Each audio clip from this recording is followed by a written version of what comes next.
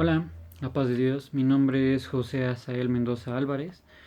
Soy del grupo del primer año del Instituto Teológico San Pablo de la ICIAR. Y bueno, estamos aquí para hablar acerca un poco de la carta a los Gálatas del apóstol Pablo. Bueno, pues esta carta personalmente es una de las que más me gusta de todas las cartas que escribió Pablo, porque esta carta habla acerca de los judíos, ¿no? De los judíos cristianos, pero pues ya para podernos meter ya en materia, ya para poder meternos ya muy bien, pues vamos a empezar, ¿no? El libro de Gálatas, pues primeramente cabe aclarar que esta carta no fue escrita simplemente a una iglesia, no fue a una iglesia en específico, porque vaya, dentro de la región de Galacia habían numerosas, o no sé si son numerosas, pero sí había muchas iglesias en esta región. Entonces Pablo escribe a todas estas iglesias. Y pues bueno, hablando acerca un poco de su trasfondo, pues bueno, el cristianismo empezó como un movimiento judeo-mesiánico. Esto que quiere decir que pues empezó principalmente siendo este evangelio siendo predicado al pueblo de Israel, a los judíos, vaya. O sea, ya se estaba extendiendo un poco a otras regiones, pero principalmente, obviamente, pues todo empezó en el pueblo de Israel, en los judíos.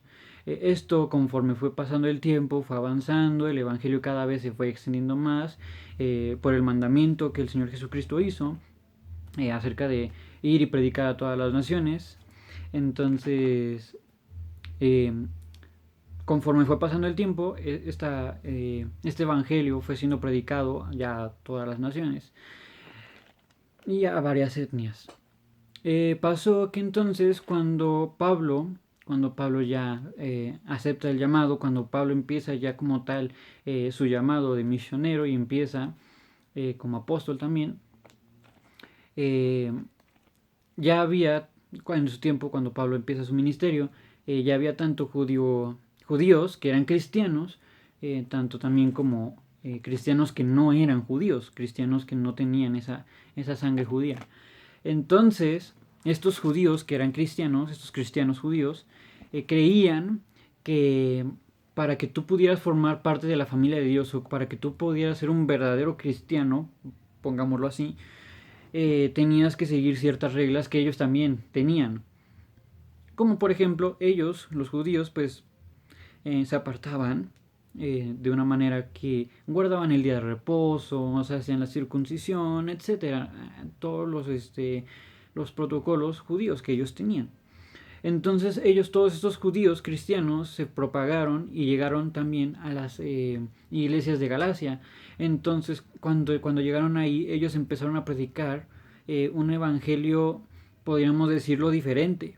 Porque estos judíos creían y profesaban este evangelio, que aparte de recibir al Señor Jesucristo en tu corazón, aparte de predicar al Cristo crucificado, estos judíos también predicaban que para ser parte de la familia de Dios tenías que circuncidarte. Esta era la principal cosa que ellos pedían, era la circuncisión, porque todos los hombres judíos tenían que circuncidarse. Entonces esto también lo pedían para aquellos que no eran judíos y querían formar parte de esta familia, vaya, de estos cristianos.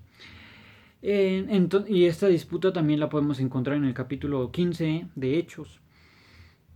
Pero entonces esta situación fue el principal detonante para que Pablo escribiera y para que Pablo empezara a redactar esta epístola y que posteriormente fue enviada a la región de Galacia. Pues bueno, ya hablando un poco acerca más de la carta, los capítulos del 1 al 2 podemos encontrar que Pablo empieza retando a los Gálatas y haciendo un breve resumen acerca del Evangelio, el Evangelio de Cristo, el Cristo crucificado. Y esto lo podemos ver con dos textos, bueno, dos partes de la palabra de Dios, de esa carta, que claramente aquí están subrayados. Entonces, podemos verlo en el capítulo 1, versículos 7 al 8, que dice de la siguiente manera: No que haya otros, sino que hay algunos que os perturban y quieren pervertir el Evangelio de Cristo. Mas si aún nosotros o un ángel del cielo os anunciare otro Evangelio diferente del que os hemos anunciado, sea anatema. Y posteriormente también en el capítulo 2, versículo 20, el texto creo que más famoso dentro de esta carta, el que todos no sabemos, y uno de los que más me gusta, que dice de la siguiente manera: con Cristo estoy juntamente crucificado, y ya no vivo yo, mas vive Cristo en mí, y lo que ahora vivo en la carne, lo vivo en la fe del Hijo de Dios, el cual me amó y se entregó a sí mismo por mí. Entonces, dentro de estos dos capítulos, el capítulo 1 y el capítulo 2, Pablo empieza retando a los Gálatas y diciéndoles que por qué están enseñando otra cosa totalmente diferente al Evangelio, ¿no? Y les hace este breve resumen de lo que verdaderamente es el Evangelio, ¿no? Del Evangelio de Cristo, del Cristo crucificado, ¿no? Ya después, dentro del capítulo 3 y 4, habla acerca de que este Evangelio es el que crea la nueva familia de Cristo, es el que verdaderamente te hace ser cristiano, vaya. Y lo podemos ver dentro del capítulo 4, versículo 7. Así que ya no eres esclavo, sino hijo, y si hijo, también heredero de Dios por medio de Cristo. Entonces aquí habla de que, pues bueno, ya Cristo, el Evangelio, todo lo que Él vino a hacer es lo único que tienes que hacer para poder ser parte de esta familia, de la familia de Cristo y de Abraham, ¿no? Y ya por último, dentro de los capítulos 5 y 6, podemos encontrar que Pablo habla acerca, o explica más bien acerca de que este evangelio es el que transforma por medio del Espíritu. No iban a ser ellos los que tenían que transformar, sino que el Espíritu por medio del evangelio era quien iba a transformar a las personas. Y por eso es que Pablo habla acerca del fruto del Espíritu. Y bueno, aquí abro un pequeño paréntesis. Vaya, quizá esto es algo muy sencillo, quizá esto es algo muy suave o muy, no sé, no quisiera decir la palabra, pero quizá es algo muy sin sentido, vamos a dejarlo así. Pero siempre me gusta aclararlo, porque he visto que algunos hermanos tienen ese pequeño error de que dicen los frutos del Espíritu. Y pues no es así. Pablo en esta carta específicamente, la palabra de Dios específicamente dice el fruto del Espíritu. Y también he visto que muchas veces ilustramos al fruto del Espíritu con diferentes, frutas, porque si fruto entonces lo ponemos con diferentes frutas. O sea, decimos los frutos o el fruto del Espíritu, pero ponemos una naranja, una uva, un plátano, una manzana, una pera, etcétera. Entonces ponemos muchos, cuando no es así, simplemente es uno. Y por eso a mí siempre que hablo acerca del fruto del Espíritu, cuando lo trataba con los niños, a mí me gusta siempre tomarlo como una naranja. Vaya, una naranjita, tú la pelas, tiene gajos, y pues bueno, estos gajos pues son muchos, y bueno, así es como yo represento el fruto del Espíritu. Pero bueno, simplemente quería recalcar, perdóname, esto acerca de que no son los frutos del Espíritu, sino es el fruto del Espíritu. Cerramos paréntesis. Entonces, ya volviendo al tema, Pablo, por eso es que habla acerca del fruto del Espíritu en el capítulo 5, versículos del 22 al 23, que dice de la siguiente manera: el fruto del Espíritu es amor, gozo, paz, paciencia, benignidad, bondad, fe, mansedumbre, templanza. Contra tales cosas no hay ley. Esto porque, bueno, vaya, los judíos, los cristianos, le dijeron a Pablo, o lo confrontaron, vaya, y le dijeron: oye, pero es que cómo es que ellos van a cambiar, cómo es que ellos van a transformar si no los sometemos a la ley, si no los sometemos a las cosas a las que también nosotros hemos sido sometidos. Entonces Pablo les dijo y les respondió que es por medio del Espíritu. Entonces también es por eso que ya Pablo redacta y dice acerca del fruto del Espíritu, dice: contra tales cosas no hay ley. Entonces, así es como verdaderamente, porque ellos dicen: pero ¿cómo los vamos a identificar? ¿Cómo vamos a ver si verdaderamente ya son cristianos? Vaya, porque bueno, dentro de ellos se puede identificar que sean cristianos porque seguían estas cosas, ¿no? Pero ellos decían: bueno, si no los sometemos a lo que nosotros estamos acostumbrados, entonces ¿cómo vamos a saber si verdaderamente ya son cristianos? Entonces es cuando le dice, va a ser por medio del Espíritu. Dice, y el fruto del Espíritu es amor, gozo, paz, paciencia, benignidad, bondad, fe, mansedumbre, templanza. Dice, contra tales cosas no hay ley. Entonces dice, no es necesario que tú lo sometas a la ley, simplemente el fruto del Espíritu es quien te lo va a revelar. Entonces, aquí es donde Pablo cierra, ¿no? Cierra esta parte. Pues bueno, acerca del autor del libro de la carta, perdón, a los Gálatas, pues bueno, no hay mucho que hablar, es Pablo, la misma carta, los Gálatas, en el capítulo 1, versículo 1 lo dice. Pablo, apóstol, no de hombres, no de hombres ni por hombre, sino por Jesucristo y por Dios el Padre, que lo resucitó de los muertos. Entonces no cabe ninguna duda, es Pablo. Pablo es el... Bueno, no, aquí dijo una pequeña cosa que no está bien. El autor es el Espíritu Santo, quien lo escribió fue Pablo, ¿no? Entonces, bueno, simplemente ahí está. No hay mayor cosa, es Pablo. Aquí no nos complicamos mucho. Su fecha de escritura, pues bueno, hay muchas posturas e indican muchas cosas, pero pues específicamente no lo podemos señalar y no podemos decir que específicamente en ese año fue escrito, pero haciendo cálculos los historiadores, se piensa que esta carta pudo haber sido escrita dentro del 44 y 55 después de Cristo. Y pues bueno, acerca del texto, pues el texto contiene pequeñas variaciones, no tiene tantas, y no hay como tantas dudas del texto, de este texto, pero solamente hay una pequeña cosa que pues bueno, es interesante.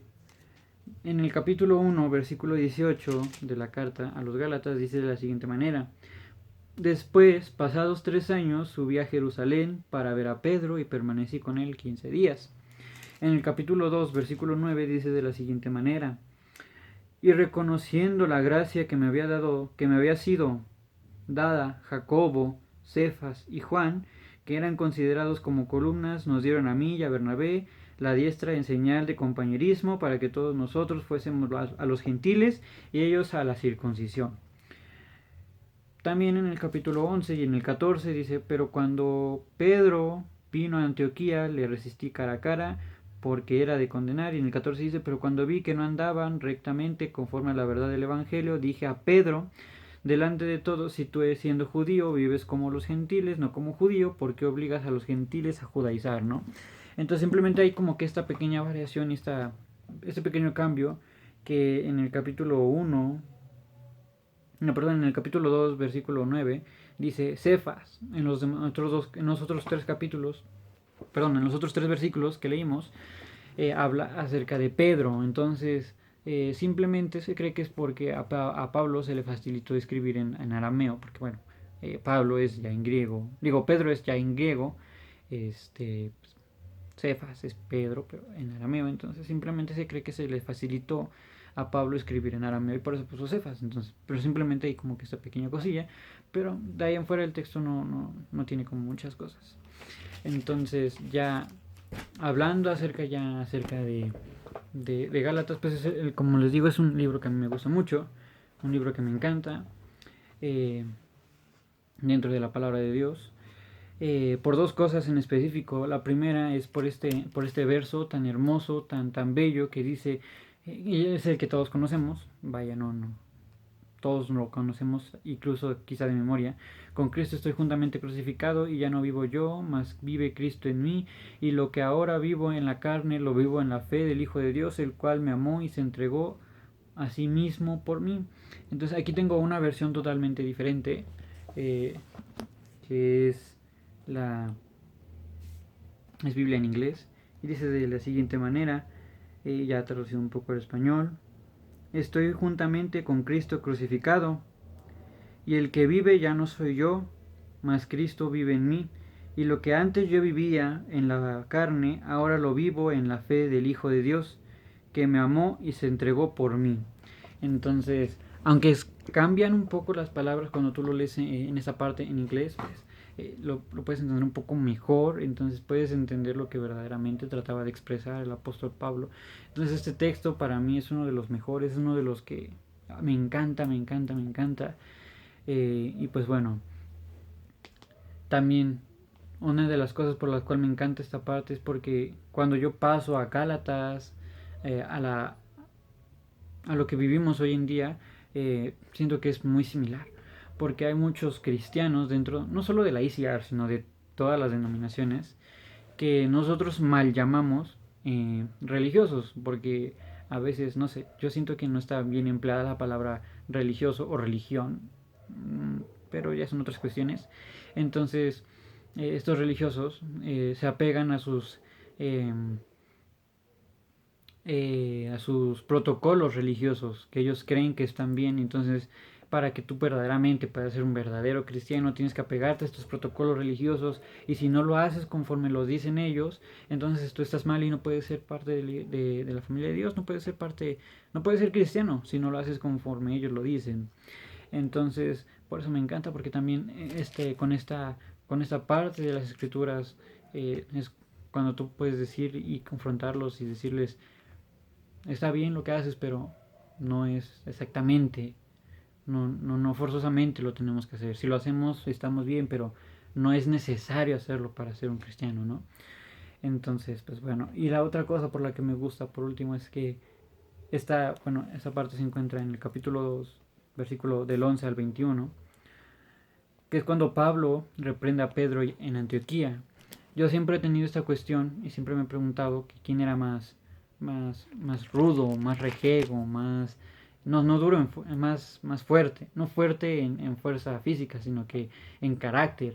Porque, por ejemplo, Ezequiel, dice la palabra de Dios en Ezequiel 3, del 8 al 9, he aquí yo he hecho tu rostro fuerte contra los de ellos, y tu frente fuerte contra sus frentes, como diamante más fuerte que pedernal he hecho tu frente, no los temas ni tengas miedo delante de ellos, porque son casa rebelde.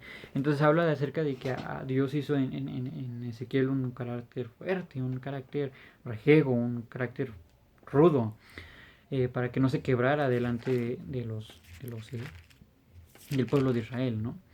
Eh, pero también conocemos quién era Pedro, quién era Pedro, y, y Pedro era un hombre que, y de igual manera, Pedro era recio, era rejego, era fuerte, era duro en su carácter.